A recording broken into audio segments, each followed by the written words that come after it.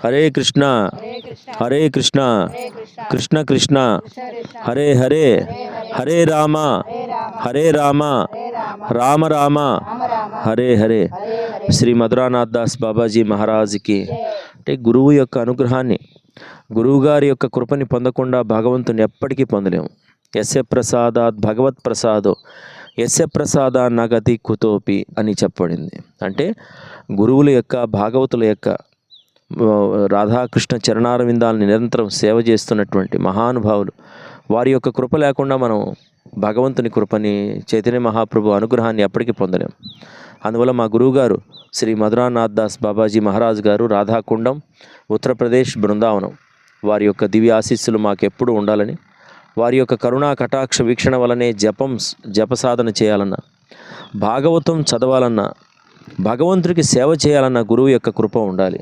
కాబట్టి వారి యొక్క అపార అనుగ్రహం మాకు కలగాలని శ్రీ మధురానాథ్ దాస్ బాబాజీ మహారాజ్కి జై జై శ్రీరాధే. ఈ యొక్క భీష్మ ఏకాదశి అని పిలువబడింది. అటువంటి మహాపర్వదినం నాడు భీష్మాచార్యులు వారి యొక్క అనుగ్రహం అందరికీ కలుగుగా. కానీ అఖండ బ్రహ్మచర్యం పాటించిన మహానుభావుడు, తండ్రి యొక్క కోరిక కోసం తన జీవితాన్ని త్యాగం చేసినటువంటి త్యాగ నిరతుడు ఆయన మహానుభావుడు. అలాగే స్వచ్ఛంత మరణ ప్రదాత ఆయన. అంపశయ్య మీద ఉన్న సమయంలో దక్షిణాయనం ఉన్నది. ఉత్తరాయణ పుణ్యకాలం వచ్చిందాకా ఉండి మాఘమాసంలో శుద్ధ ఏకాదశి నాడు విష్ణు సహస్రనామాన్ని స్తుతిస్తూ పరమాత్మతో ఐక్యమైన మహానుభావుడు. అటువంటి భాగవతోత్తముడి యొక్క పర్వదినాన్ని మనమంతా కూడా శ్రద్ధగా, భక్తిగా చేసుకోవాలని, ముఖ్యంగా ఈరోజు ఉపవాసం, హరివాసరం, ఏకాదశి హరివాసరం. ఈరోజు యొక్క నవధాన్యాలు ముట్టుకోకూడదు, అలాగే నవధాన్యాలు స్వీకరించకూడదు, అలాగే కేవలం పాలు పళ్ళు తీసుకోవటం, నిరాహారంగా ఉండటం చాలా మంచి విషయం.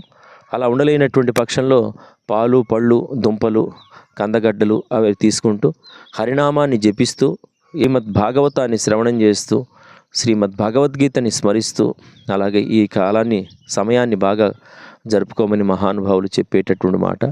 కాబట్టి అటువంటి అతి బలాక్రమవంతుడు మహానుభావుడు ఎదురుగా యథార్థంగా ధర్మం పాండవుల పక్షాన ఉన్నది అని తెలిసినా కూడా ఈ యొక్క కౌరవుల పక్షాన ఉండి ఎదురుగా సాక్షాత్తు శ్రీకృష్ణ భగవానుని దర్శనం చేస్తూ ఆయన యుద్ధం చేసినటువంటి మహానుభావుడు.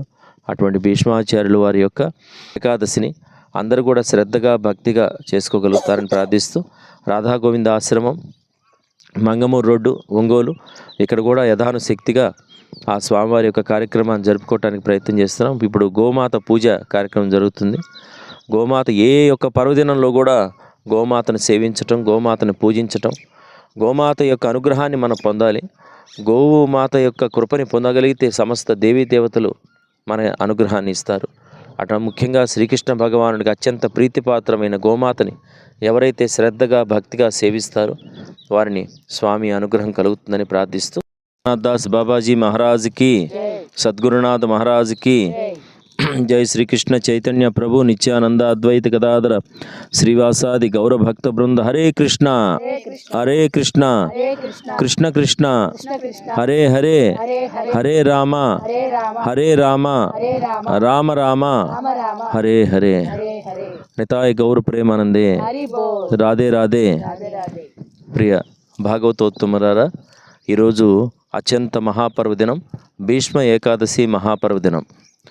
కఠోర బ్రహ్మచర్య వ్రతనిష్ఠుడు, అఖండ బ్రహ్మచర్య వ్రతనిష్ఠుడు, అతి బలపరాక్రమవంతుడు, స్వచ్ఛంద మరణ వరప్రదాత అయిన మహానుభావుడు భీష్మాచార్యులు వారు పరమపదించినటువంటి రోజు.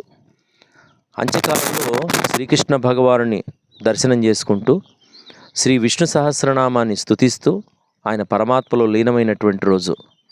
మాఘమాసం వచ్చిందాకా ఉత్తరాయణ పుణ్యకాలంలో మాఘ శుద్ధ ఏకాదశి నాడు ఈ రోజున ఆయన సాక్షాత్తు శ్రీకృష్ణ భగవానుని చింతన చేస్తూ, ఆయన స్మరిస్తూ, ఆయన కీర్తిస్తూ ఆయనలో ఐక్యమైనటువంటి రోజు. అత్యంత పవిత్రమైన మహాపర్వదినం. వైష్ణవులకి, భాగవతులకి, భక్తులకి, మన సనాతన ధర్మంలో ఉన్నటువంటి అందరికీ కూడా అత్యంత ప్రాముఖ్యమైనటువంటి రోజు ఈరోజు. సాక్షాత్తు మనకి ఎంతోమంది భాగవతోత్తములు ఉన్నారు.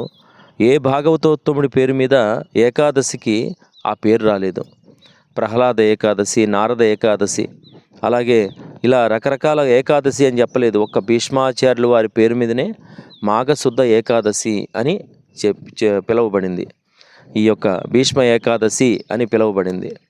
అటువంటి మహాపర్వదినం నాడు భీష్మాచార్యులు వారి యొక్క అనుగ్రహం అందరికి కలుగుగా. కానీ అఖండ బ్రహ్మచర్యం పాటించిన మహానుభావుడు, తండ్రి యొక్క కోరిక కోసం తన జీవితాన్ని త్యాగం చేసినటువంటి త్యాగ నిరతుడు ఆయన మహానుభావుడు.